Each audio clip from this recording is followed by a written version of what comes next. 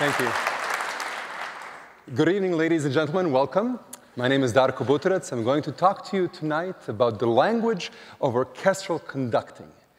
Now, for many of us, our first views on this subject were shaped by a great colleague of mine, a famous maestro, Mr. Bugs Bunny.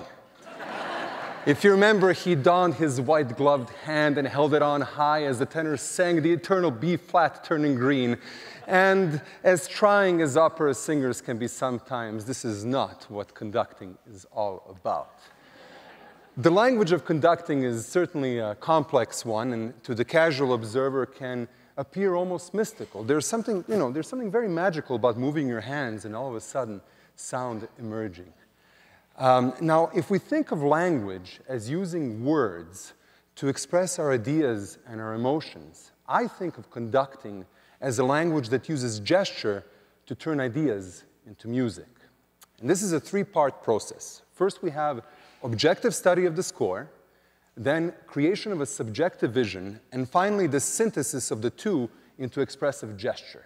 So let's start with the objective study.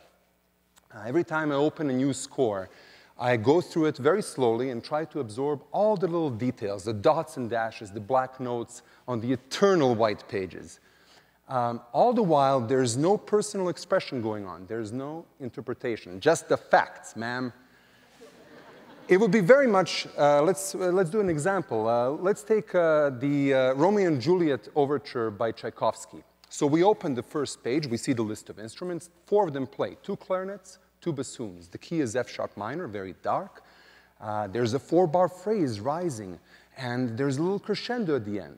And then there's an Italian tempo marking which says, andante non tanto, quasi moderato, which means not too fast and not too slow.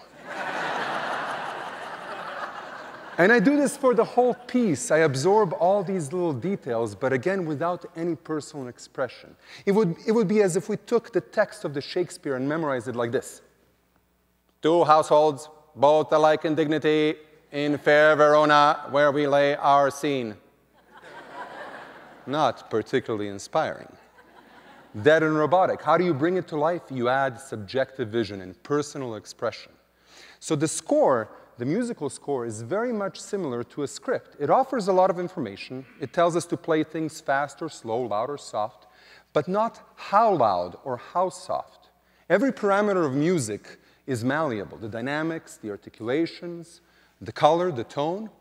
And the job of the conductor is to manage each and one of them so that the piece has an organic quality from beginning to the end. I take you on a journey every time, and I manage the intensity of these different elements. So there's a clear climax and a clear release.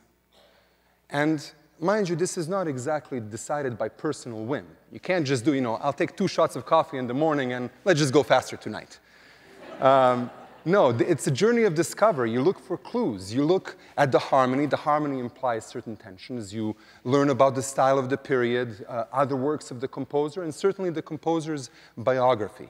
So in the case of the Tchaikovsky Romeo and Juliet, I mentioned it begins with 4 instruments, 2 clarinets, 2 bassoons, very dark color in the low register. Each one has an independent voice, so it's like a chorale.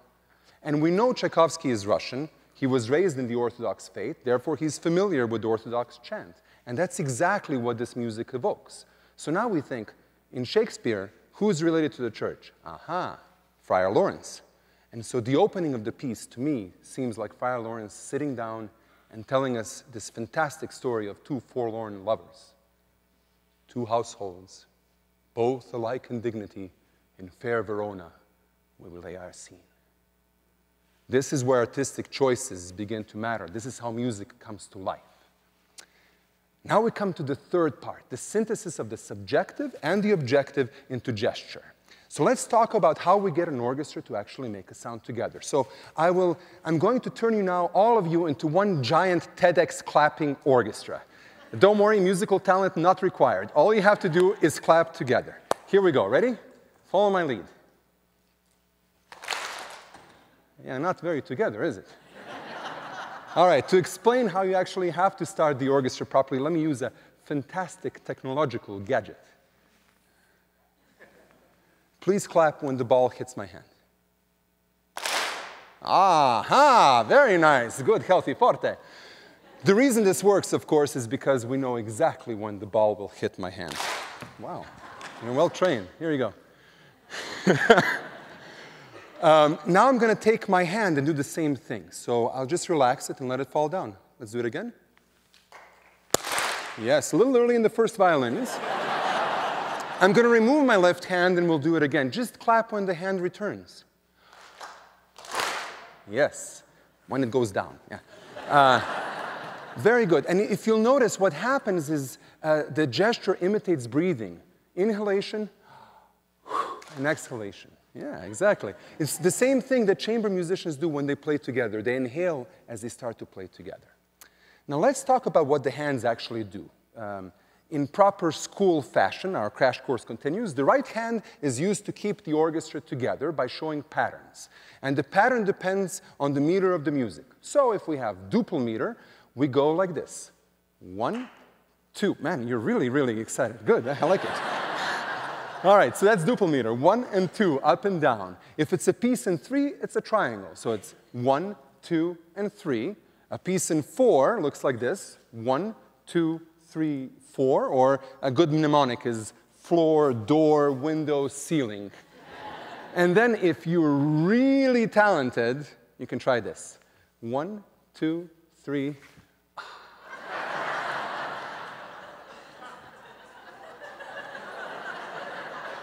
So that takes care of the right hand. The left hand is used for expression in addition to fixing your hair. And it may show things like, let's play smoothly, or let's play softly. Or, Mr. Tuba player, I know you haven't been playing for 467 measures, but please play the next downbeat. Yeah. And of course, you have to do this both at the same time, left hand and right hand. And so, of course, we need a little bit of coordination between left and right brain. So here's a fantastic exercise to embarrass you. Please point your left hand at me. Exactly. And we'll go together. We'll go down, out, up, and in. So in other words, like 1, 2, 3, 4. Perfect. Very talented group. Next, the other hand. And now we'll make a triangle. So it's going to be like this. 1, 2, 3. And by the fear in your eyes, I can tell that you know what's coming next. So, here we go. Both hands together. If you get lost, just stay with me. Stay glued. Here we go. Nice and slow. Need more challenge? We can go faster. Or if you're really good, I can count to 5. You know, 1, 2, 3, 4, 5 is, yeah. Okay.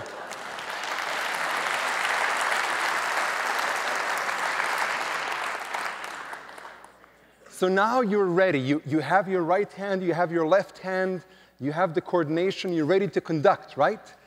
Not quite. You see, what we talked about so far has just been the grammar of conducting.